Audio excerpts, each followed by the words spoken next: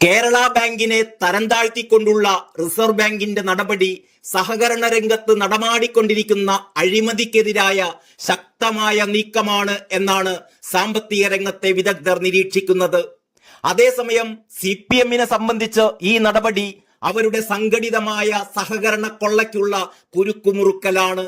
അവരുടെ ഖജനാവാണ് RBI താഴിട്ട് പൂട്ടാൻ പോകുന്നത്. അതുകൊണ്ട് തന്നെ CPM-ഉം ഇടതുമുന്നണി സർക്കാരും ഈ നീക്കത്തിനെതിരെ അതിശക്തമായി തന്നെ രംഗത്തിറങ്ങുമെന്നുറപ്പാണ്. നിലവിൽ B ഗ്രേഡ് ഉണ്ടായിരുന്ന കേരള ബാങ്കിനെ C ഗ്രേഡായാണ് തരം താഴ്ത്തിയിരിക്കുന്നത്.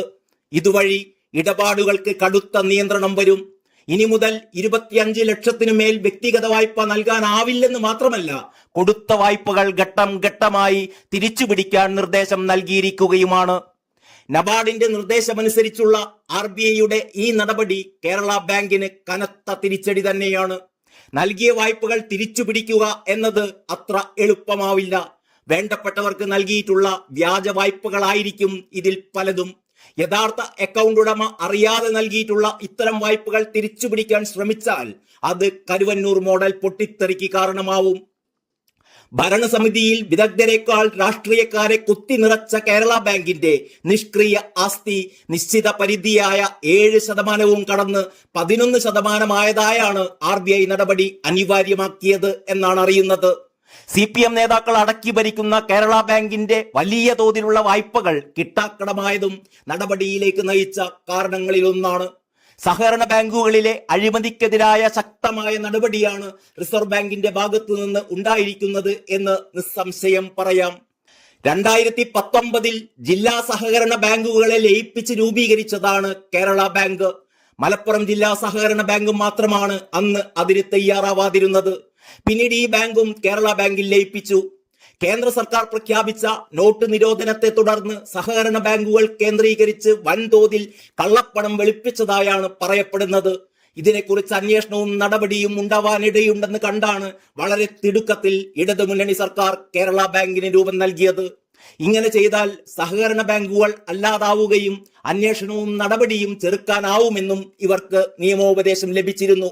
സഹകരണ ബാങ്കുകൾ കേന്ദ്രീകരിച്ച് എന്തൊക്കെ അഴിമതിയും ക്രമക്കേടുകളുമാണോ നടന്നിരുന്നത് അത് തന്നെയാണ് കേരള ബാങ്കിലും നടക്കുന്നത്. സംസ്ഥാനത്തെ ബഹുഭൂരിപക്ഷം സഹകരണ ബാങ്കുകളും CPM-ന്റെ നിയന്ത്രണത്തിലാണ്. കരുവന്നൂർ മോഡൽ അഴിമതികളാണ് ഇവയിൽ നടക്കുന്നത്.